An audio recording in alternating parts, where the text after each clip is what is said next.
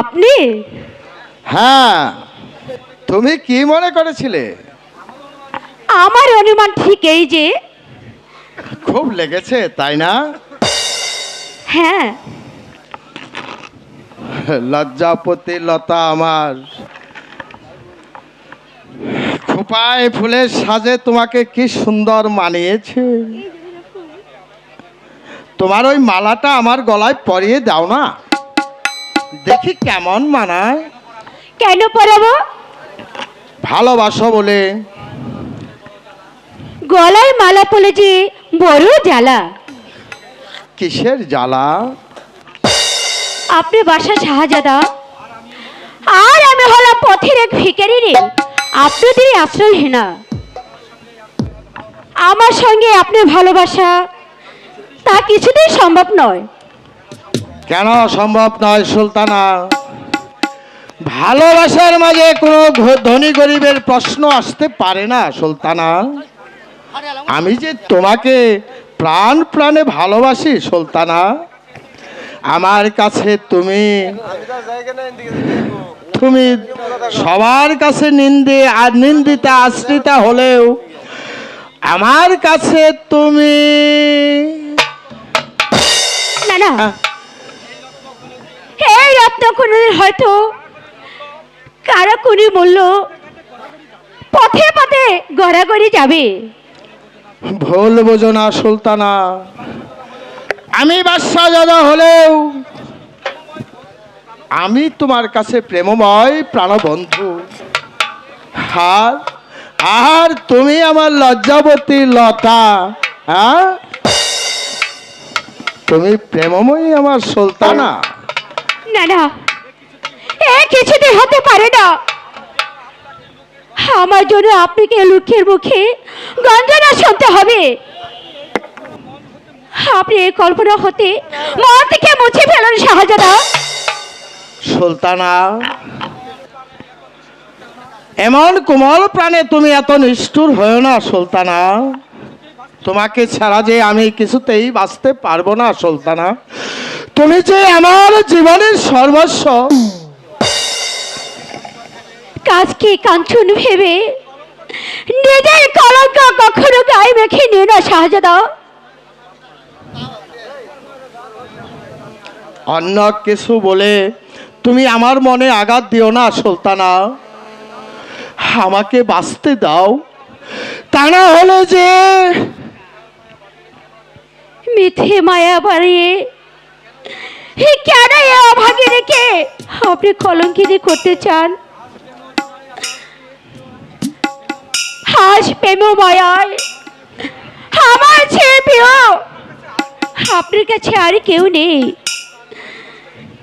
একদিন আপনি মনে প্রশ্ন জেগে উঠবে, আপনি শাহজাদা, সুলতানা। আমি এক অভাগিনী। তাই সেদিন হয়তো ঘৃণার চোখে আপনি আমার কাছ থেকে অনেক দূরে সরে যাবেন।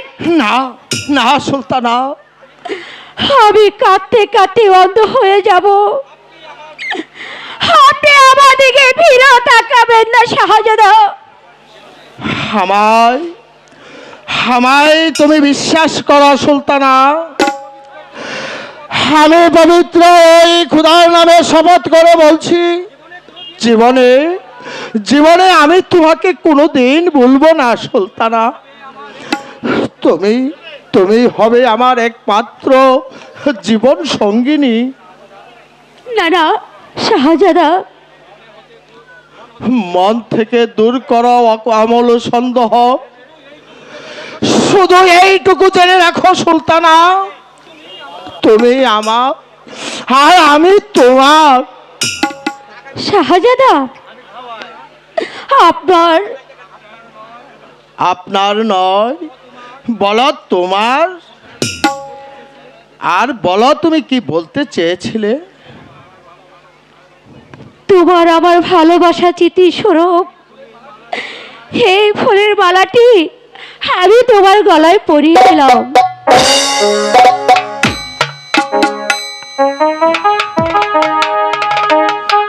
খোদা তোমায় সুখী করুক। তোমার এই স্মৃতির মালা কণ্ঠে পড়ে তোমাকে যে আমি কোনোদিন ভুলবো না সুলতানা। শাহজাদা, অতি বিলম্ব হয়ে গেল, আমি এখন আসি। এখনই চলে যাবে? হ্যাঁ, এখনই চলে যাবে? থাকো না একটু। কেন? থাকো না, যাও। তাহলে এখন আসি।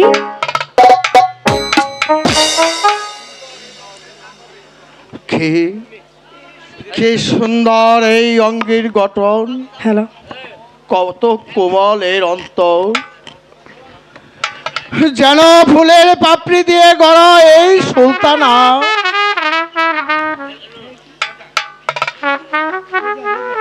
এ কি ভাবি সাহেবা? আরে শুনিনি, শুনিনি ভাই, আমি কিচ্ছু শুনিনি। তবে মনে হচ্ছে কোন রূপবতী রূপ দেখে চোখে একেবারে প্রেমের সুরমা লাগিয়েছো। তাই তো অতি শীঘ্রই ব্যবস্থা করে এসেছি। কি হয়ে যাচ্ছে ভাবি? বুঝতে পারলে না ভাই? বলছি তোমার বিবাহের কথা আমি মনস্থির করেছি। অতি শীঘ্রই তোমাকে একটি বিবাহ দেব। দিয়ে হ্যাঁ ভাই, উদিত সাহেবের কন্যা মর্জিনাকে রূপে গুণে অতুলনীয়, তোমার সাথে বেশ মানাবে। তোমার মতামত পেলেই আমরা বিবাহের আয়োজন করব। তোমার তোমার মন্তব্য ঠিক আছে ভাবি সাহেবা, তা অবশ্যই ঠিক, কিন্তু আমি যে থামলে কেন ভাই? বলো, লজ্জা কিসের? ভাবি বিবাহের আমি মতামত দেব ঠিকই, কিন্তু উজির কন্যা মর্জিনার সঙ্গে নয়। তাহলে আমার বিবাহ হবে কার সঙ্গে? ওই সুলতানার সঙ্গে। সুলতানার সঙ্গে? হ্যাঁ, আমি ওকে ভালোবাসি ভাবি। ওকে যে আমি কথা দিয়েছি জীবনে কোনোদিন আমি তাকে ভুলবো না ভাবি। আমি পত্নী রূপে যে আমি তাকে গ্রহণ করেছি ভাবি। তুমি হাসছো ভাবি? এই কথা বলতে এত সময় লাগলো, তাই না? আসক্তি, প্রেম, ভালোবাসা, ধর্ম লেখা আছে, এতে লজ্জার কি আছে ভাই?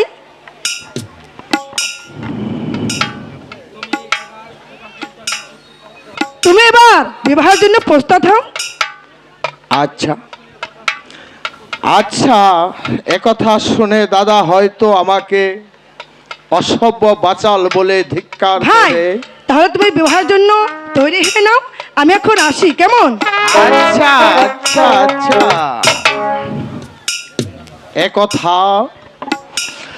একথা শুনে হয়তো দাদা আমাকে অসভ্য বাচাল বলে ধিক্কার দেবে। দেখ, তাও আমি সইতে পারবো, কিন্তু সুলতানার সঙ্গে যে আমি কিছুতেই বেইমানি করতে পারবো না, পারবো না, পারবো না। মহামান্য বেগম সাহেবার এত বড় হিতৈষী, এ কি আমার কম গৌরবের বিষয়? এর অর্থ আমি বেশ বুঝতে পারি। এ শুধু আমাকে ব্যঙ্গ করা ছাড়া এর কোনো মানেই নেই। এ তোমার উপলব্ধ ধারণা মর্জিনা? তোমাকে স্নেহ, মমতা এবং সান্ত্বনা দেওয়ার পরেও তোমাকে বোন হিসেবে দেখা আমার একমাত্র কর্তব্য। থাক থাক, আমাকে আর এত দরদ দেখাতে হবে না। তুমি হচ্ছ মহামান্য বেগম, মর্জিনা, আর আমি তোমার একটা তুচ্ছ দাসী মাত্র। আমার জন্য তোমার এত কিসের দরদ? রেজাদুল্লাহকে ছোট থেকে এত বড় করেছি, আর তুমি হলে তার স্ত্রী। সেই নজরেও তোমাকে দেখার চেষ্টা করছি, কিন্তু তুমি, তার ফলে দেখছি উল্টো তোমার কাছে এত করে আশা করাই আমার ভুল হচ্ছে। তাই বলছি, তেঁতুল গাছে কখনো আম ফলে না। কি আমাকে এত বড় অপমান করে গেল? অসহ্য, অসহ্য! এই অপমান আমি নীরবে কিছুতেই সহ্য করব না। এর শোধ যদি আমি না নিতে পেরেছি, তাহলে যে আমার জন্মটাই বৃথা হয়ে যাবে। সুলতানা মর্জিনা, শয়ান বেগম সাহেব আসছিল তোমাকে সম্বর্ধনা জানাছে, তুমি নাকি তাকে প্রত্যাখ্যান করেছ। কেন করব না? সে হচ্ছে মহামান্য বেগম। তার বেগমের অধিকার নিয়ে আমাকে সাদরে সম্বর্ধনা জানাতে এসেছিল। আমি কি তার কোনো অর্থ বুঝি না? এ শুধু আমাকে ব্যঙ্গ করা ছাড়া এর কোনো মানেই হয় না। ভুল করছ মর্জিনা। বেগম সাহেবাকে তুমি হয়তো এখনো চিনতে পারোনি। খুব জানি গো, খুব জানি। তার কিসের এত অহংকার? অহংকার? নিশ্চয়ই।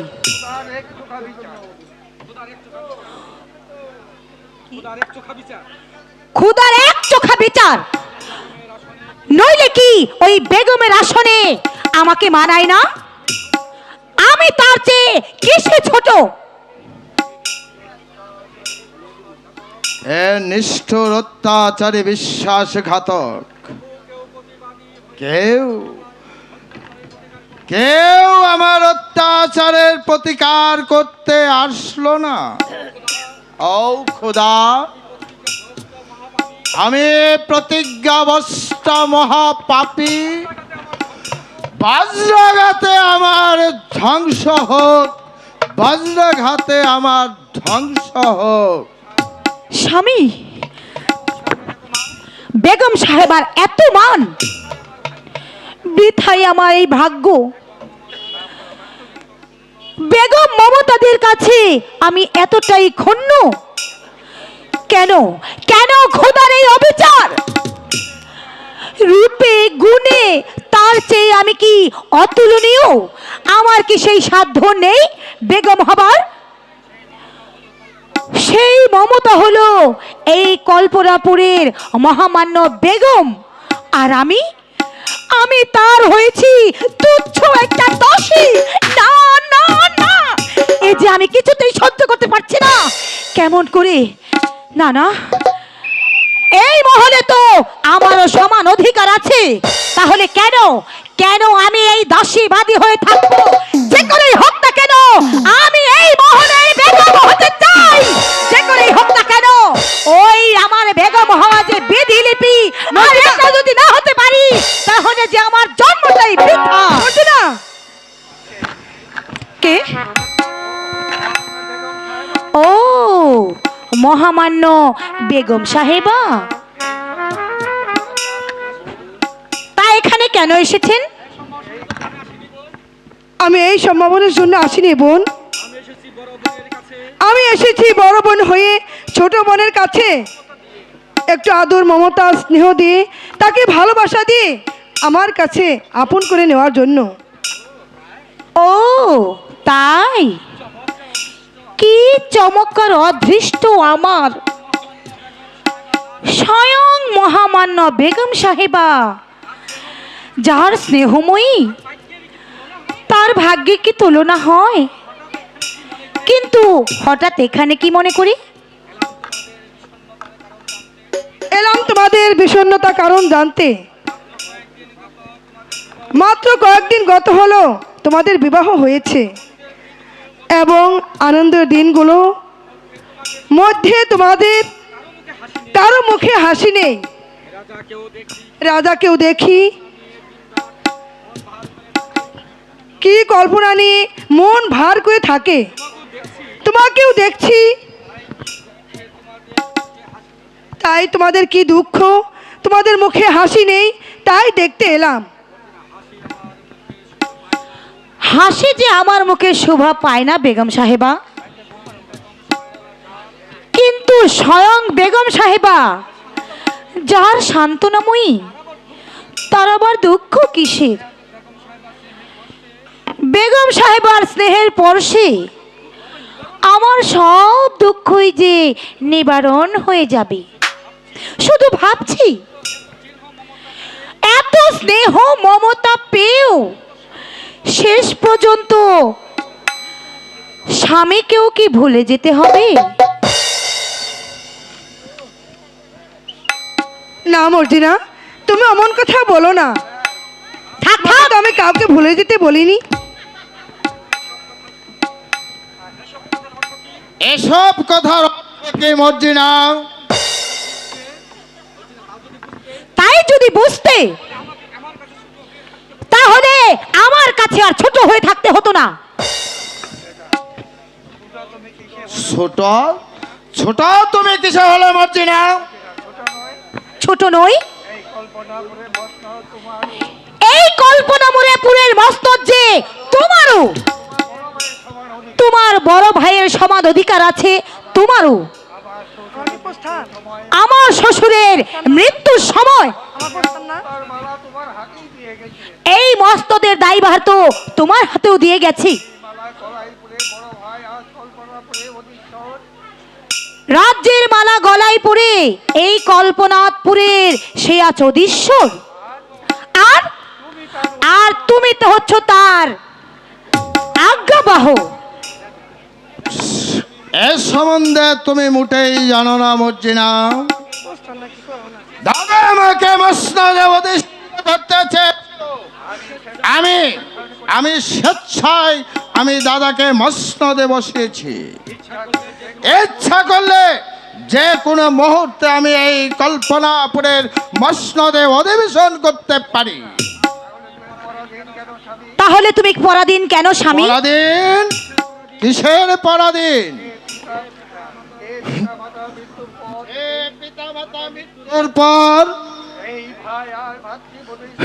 এই ভাই আর এই ভাতৃবধূর কুলে আমি মানুষ হয়েছি, আর তাদের স্নেহের পরশে আমাকে পিতা মাতার অভাব কোনোদিন বুঝতে দেয়নি। তারা যদি পর হয় তাহলে আমার আপন যে কে মর্জিনা আমি সেটাই তো বুঝতে পারছি না। জীবন সঙ্গিনী তুমি হয়ে শুধু তুমি আমাকে হাসি মুখে তো কোনোদিন শান্তির বাণী শোনাও নেই মর্জিনা। তুচ্ছ একটা দাসীর মুখে হাসি যে শোভা পায় না স্বামী। ইস,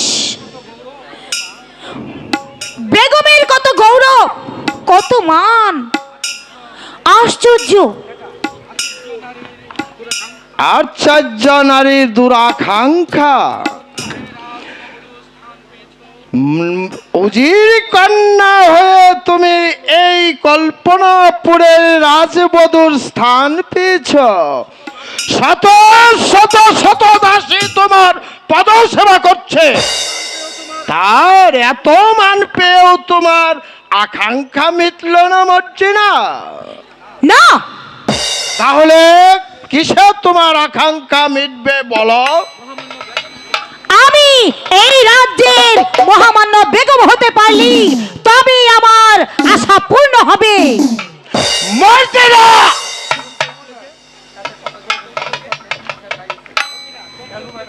কেন চমকে উঠলে যে? আমি সইতে পারছি না, আমি এখান থেকে এক্ষুনি চলে যাব। ভাবি সাহেবা, কেন বলো, কেন তুমি পায়ের তলায় পড়ে থাকবে? তোমার সম্মুখে সুধা পাত্র থাকতে কি তুমি কি জলপান করবে না, নাকি তৃষ্ণায় মরবে? তোমার বড় ভাই তোমার থেকে কিসে শ্রেষ্ঠ? চমৎকার চমৎকার। তারা থাকবে ঐশ্বর্যর স্রোতে বসে, আর তুমি থাকবে আদেশের প্রতীক্ষায়। আদেশ? মর্জিনা, ধন্য ধন্য তোমার দুরাকাঙ্ক্ষা। ধৈর্য তোমার অসহ্যর জন্য আমি ধন্য। একই মাতৃগর্ভে আমরা দুটি সন্তান জন্মগ্রহণ করেছি। কারো কারো দুই ভাইয়ের মধ্যে আমরা কারো কোনোদিন মঙ্গল কামনা করি না, আর তুমি চাও সেই ভাইয়ের মধ্যে আমাদের কুমন্ত্রণা ঢুকাতে। ওজির মীর আলমের কন্যা হয়ে ধন্য তোমার এত নিচতা। স্বামী, থাক থাক মর্জিনা থাক, তোমার দুরাকাঙ্ক্ষার বিষ তোমার মনের মধ্যেই থাক। সাবধান, এই কথা তুমি দ্বিতীয়বার উচ্চারণ করলে, ষড়যন্ত্র করে যদি তুমি আমার ভাইয়ের কাছে থেকে আমাকে সরিয়ে দিতে চাও, তাহলে এই তরবারি হয়তো তোমার বক্ষায় বসিয়ে দেব। না স্বামী, তা জানি, আর তুমিও জেনে রেখো স্বামী, দাসী ভিত্তি করার জন্য এই মর্জিনার জন্ম হয়নি। আর আর আমি তোমার এই বিষাক্ত কথা আমি শুনতে পাচ্ছি না মর্জিনাও। শোনো রাক্ষসী,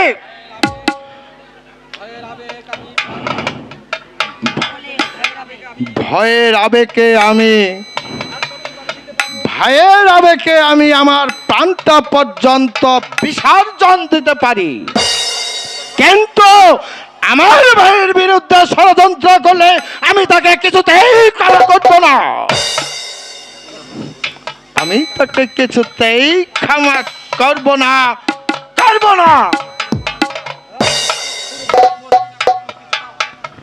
রক্ত চক্ষুর ভয়ে মর্জিনা কখনো পিছু পা হটবে না স্বামী।